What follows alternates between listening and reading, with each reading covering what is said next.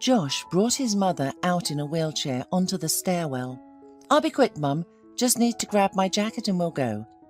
Helen nodded and smiled, saying, "Don't rush. The weather is beautiful and the evening is just beginning. We'll have time for a walk." She wanted to say more, but at that moment Sarah, the nosy neighbour who knew everything that happened in the apartment building, appeared from the neighbouring apartment. It was impossible to hide from her curious eyes, and all the neighbours had resigned themselves to this. Helen also knew that it was almost impossible to escape from the ubiquitous Sarah, and prepared herself for questioning. "Well, Helen, are you going for a walk or to the hospital?" asked Sarah. "What hospital at this hour?" Helen shrugged. "It's already evening. Josh just got back from work and suggested we take a walk." "Well, well," nodded Sarah. "Your son is really something. Everyone should have a son like him. He didn't abandon you. He takes care of you and earns good money. And my good-for-nothing son only learned how to hang out with his buddies. And you know that this won't lead to anything good. I've told him so many times, used you as an example, but he doesn't care. And if something happened to me, he wouldn't lift a finger. I feel like the nursing home is going to be my home in my old age." "Stop it, please." Helen tried to calm her neighbour. "Everything will be fine for you." "Okay, sorry for complaining," Sarah said, and then perked up. "When is your Josh getting married?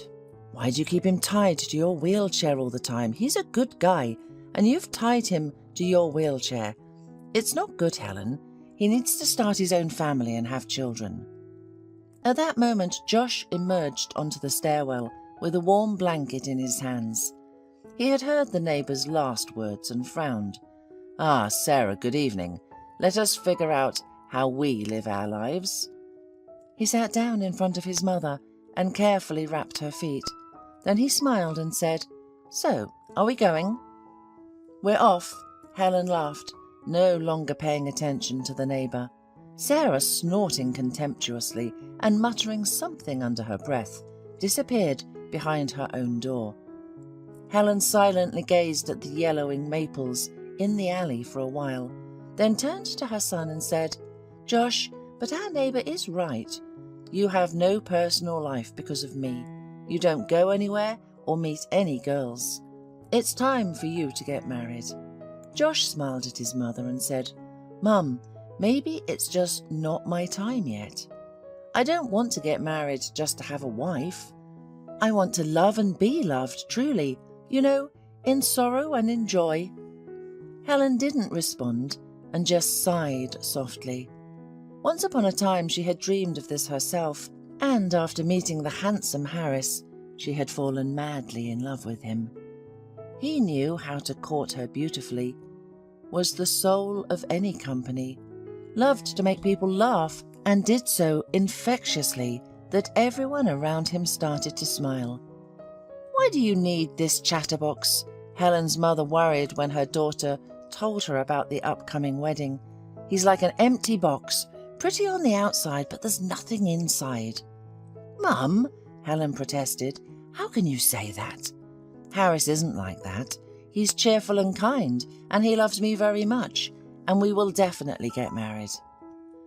"Yes, please get married. Who's stopping you?" her mother shrugged. "But just don't regret it later. Life is long and complicated. Candy and flowers are only temporary things, and often love disappears with them, if it wasn't real, of course." "Mum, why do you say that?" "Because I've lived enough, and I know this life from different sides.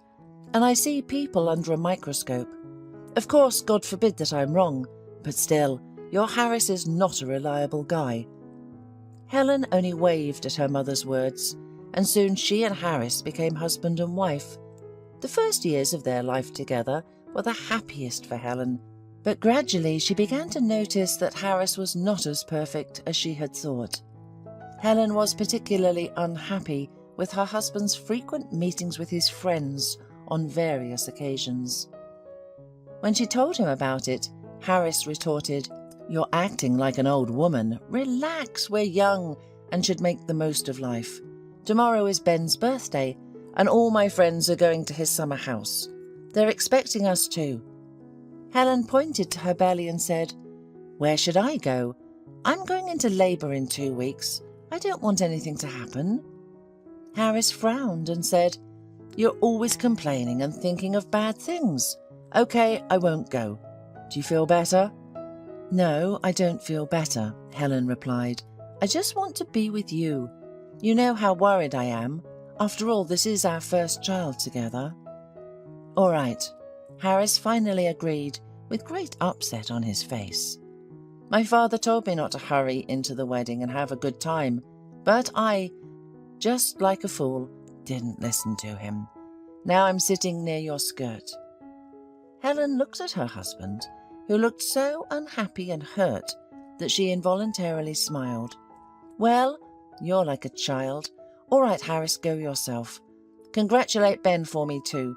Only please don't be long. I'll be waiting for you." Harris tried to object, but then he left and disappeared for the whole weekend. He didn't even know that his wife had gone into labour and had been rushed to the hospital.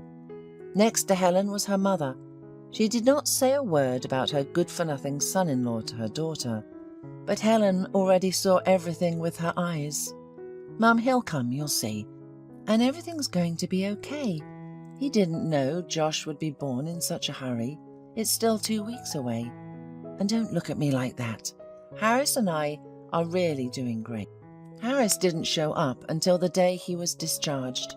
Helen immediately noticed the blue shadows under his eyes, and he hid a guilty look. "I'm sorry. My men and I learned that I became a father and could not stop to celebrate. Well, you understand. It's such an amazing occasion." Helen wanted to yell at her husband, but she held back and kept silent. After all, Harris's face shone with such happiness when he took their son in his arms that she immediately forgave him everything. She loved him sincerely and did not yet know how many times she would have to forgive him in the future. Her mother only shook her head and said, "No, you can't change my mind. I see what a bad husband you have, and he'll throw something else at you, as you'll see. But your son will be a good boy. Take care of him. You have a wonderful son." Josh was 17 when Helen's mother's prophecy came true. She herself did not live to the tragedy that happened to her daughter a few years later, and could not learn about what happened, but Helen always remembered that black day. However, it began quite ordinarily. Harris offered Helen to drive with him to his friend's cottage in the village. "We'll spend the weekend there. We'll have a barbecue, go to the sauna. Everything will be fine. Harris, let's stay home. I don't feel very well. I don't want to go anywhere." "There you go again," exclaimed Harris. "Helen, aren't you tired of grumbling all the time?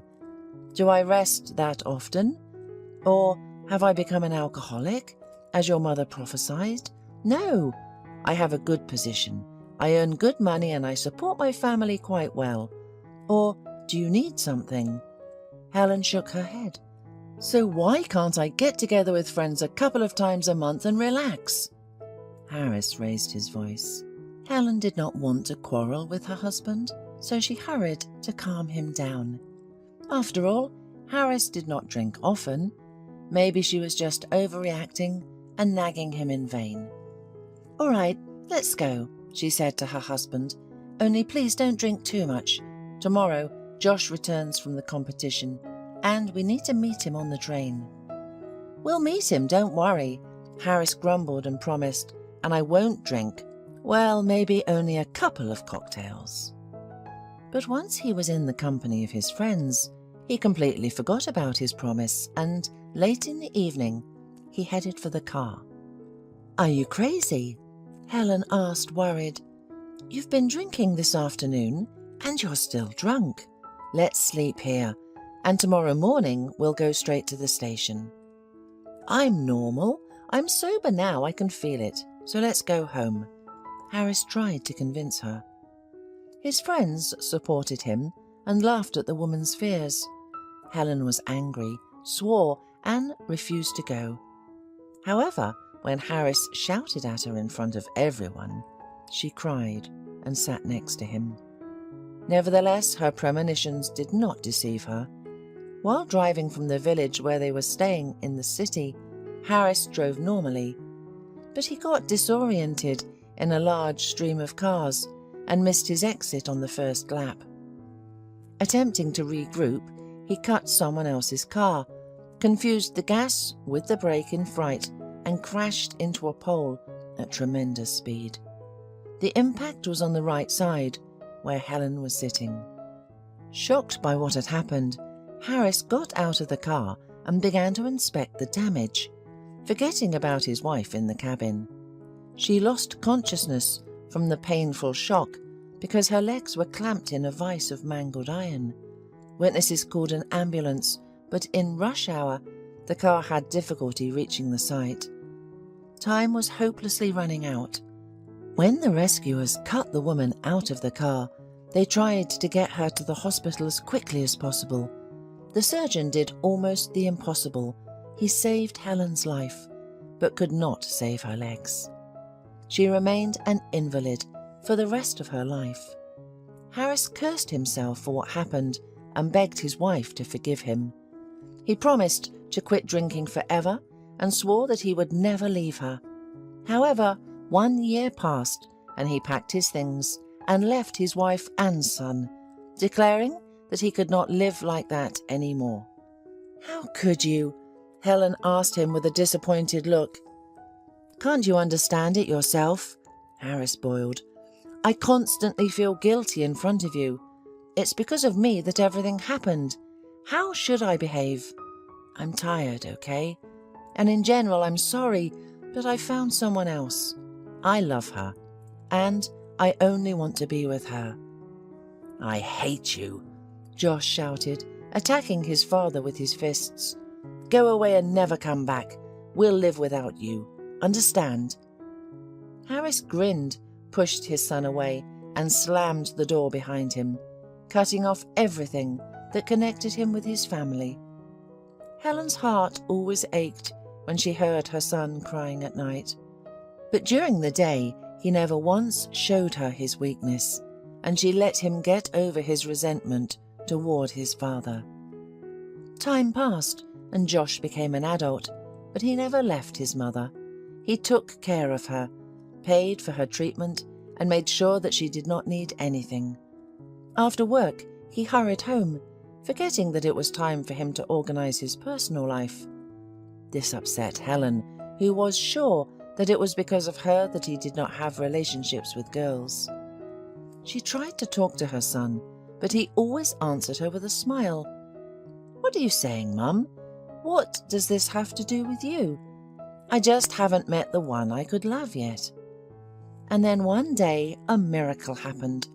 Once in the pharmacy, Harris did not have enough money to pay for his medicine. The pretty young cashier smiled at him and said, "I'll pay extra for you, don't worry. You'll be able to bring it back." "Thank you. I will definitely pay back the debt," promised Josh, and the next day he came to her with flowers. The girl's name was Faith. She willingly accepted Josh's courtship, gladly got acquainted with Helen, and sometimes came to visit them. Helen saw that they were in love with each other and was just happy for them. She liked Faith very much. It was immediately obvious that she was not spoiled, worked hard, was caring, and was very attentive to other people. "Son, are you and Faith serious?" asked Helen when they walked along the alley near their home park. "She's a good girl, but you never told me about your plans." Josh adjusted the plaid on his mother's lap and smiled. "Tomorrow I'll meet her parents. Faith has no father. He died when she was very young. Her mum lived alone for a long time. Then she met a man. They've been living together ever since." "So Faith was raised by her stepfather?" Helen asked. "It turns out so," said Josh, "but she speaks very well of him. She says he's kind and caring." "Well, that's good," Helen said. "They will like you very much, I know." The next evening, Josh went to Faith's house. When she opened the door, He handed her a bouquet of flowers and another one prepared for her mother. But suddenly the flowers fell out of his hands. Harris, Faith's stepfather, came out from the kitchen to meet the guest, and now he was looking at his son confusedly. Faith, not understanding anything, froze on the spot. "Josh, what's going on? Come on in, I'll introduce you." "No, I don't need it," Josh said, and Faith recoiled, seeing his face distorted with anger. "Why didn't you tell me this thing is your stepfather?" "What are you talking about? How dare you?" she said in confusion. "You have no right to be so rude and use such words." "He has the right to do that, Faith," Harris answered quietly. "I'm his father. It was because of me that Helen suffered and remained disabled for the rest of her life. I left her. I couldn't endure it. I broke down, and as you can see, Josh hasn't forgiven me." Realizing what was happening, Faith and her mother were aghast, and Josh angrily said, "You're not my father. You're a scumbag and a traitor. I don't want to know anything about you." He abruptly turned around and left. Faith rushed after him and caught up to him, but he snatched his hand away. "Go to your daddy, and I hate you all of you." Faith was frightened, thinking that he would hit her, and quickly covered her face with her hands. Josh, being in a rage, decided that she was as traitorous as his father, and therefore he could not stay a minute. Faith flinched when she heard the entrance door slam and realized Josh had left. She sank straight down on the dirty steps and burst into tears. Life had lost all meaning to her. At that time, Harris quietly came and sat down next to her, hugged her, and pressed her against his shoulder. "Don't cry, please. Just don't cry. Everything will get better. Everything will definitely get better." "You don't understand," the girl sobbed. "Josh and I will have a child. I didn't have time to tell him about it. I wanted to today, and now here it is. Tell me, what should I do? Am I guilty of something?" "It's not your fault," Harris said, "and Josh will realize it one day. I'll go to him and I'll talk to him. Do you want me to?" Faith nodded, but nothing came out of it. Josh did not talk to his father and did not allow him to say a word. Helen hurried to the angry voice of her son and burned her ex-husband with a cold look. "Leave, please." "Helen, just go away." Harris wanted to explain why he came, but Josh had already slammed the door in his face. Several years went by, and Helen saw with pain in her heart how her son's life was going downhill. After breaking up with Faith, he started drinking and ignored his mother's tears and pleas. Helen has only now realized what it means to be truly unhappy. Her beloved son was falling into the abyss before her eyes, and did not hear her words at all. One day when Josh came home drunk again, Helen could not stand it.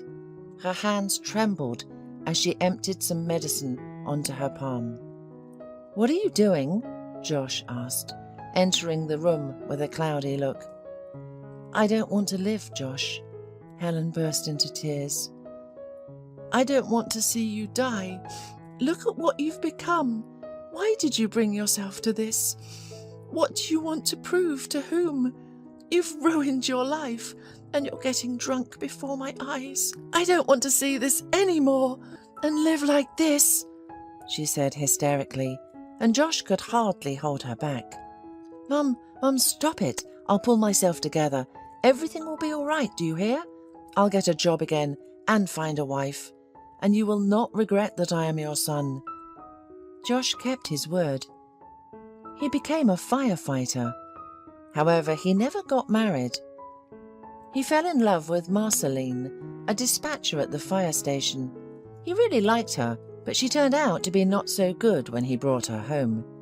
They lived together for only 3 months, and Josh separated from her because she did not want to share the domestic difficulties. She thought only about herself demanded constant attention, was jealous of Josh and his mother, and neglected housework. "I'll leave," shouted Marceline, "but you'll regret it, and one day crawl back to me. But I will not agree to be with you. Understand? Sit with your mum. You'll never get married. Never." "Okay, Marceline, but I don't care," sighed Josh. "Please go away." Once a private house on the edge of the city caught fire. Josh arrived with other firefighters and saw a little girl's silhouette in the window. She was screaming and waving, calling for help. Josh rushed to her and soon had her in his arms. To his surprise, she broke free and shouted, "Mum, my mum is there. She must be saved. She's not well. She's lying on the floor. Save her. Save my mum." Josh handed the girl to his partner and went back into the house. He quickly searched all the rooms, but did not find the girl's mother. Thick smoke covered his eyes, and fire engulfed all the rooms. The roof could collapse at any moment. Josh thought the girl was mistaken and there was no one there, but then he finally saw a female figure lying aside. Gasping and trying not to delay a second, Josh picked her up and moved toward the exit. Behind him, the roof began to collapse, and he made a final leap and fell into the arms of his comrades with the woman. "Josh, you scared us. We thought you would stay there," they said. At this moment, the woman was taken by doctors, and her daughter was crying nearby. "Mummy, Mummy!" Josh approached her to comfort her, but then looked at her mother and was stunned. It was Faith, his Faith. A few hours later, Josh sat in the hospital room next to Faith, holding her hand and listening to a sad story about how she lived all this time. "Your father has been dead for a long time. He outlived your quarrel by only 2 years. My mother left after him. I'm all alone with my daughter." "You got married?" Josh asked. "What makes you think that?" Faith replied. "Because you have a daughter." "She's our daughter. Her name is Hope. When you left me, I was pregnant." Josh fell on his knees in front of Faith's bed, begging for forgiveness for all the stupid things he had done. Soon, Faith was discharged, and she and Hope came to Josh's house. Helen laughed and cried with joy. She realized that happiness had returned with Faith and Hope in their home, and would never leave its walls.